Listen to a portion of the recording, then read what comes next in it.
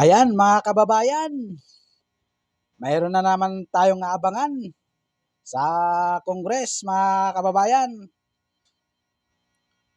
Papadalhan na ng subpena yung mga pinatawag na nagpe-fake news mga kababayan.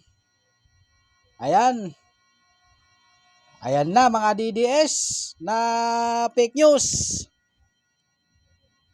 Humanda na kayo. Papadalhan na kayo ng subpena mga DDS. Kaya ako sa inyo mga DDS, huwag kayong magpakalat ng fake news para hindi kayo mapatawag sa TRICOM. Ganun lang yun mga DDS.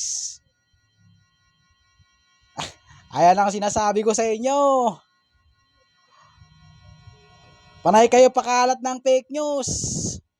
Ngayon, ayong sumipot sa TRICOM, papadalhan na kayo ng subpena. Kaya idepensya nyo yung sarili nyo mga DDLs.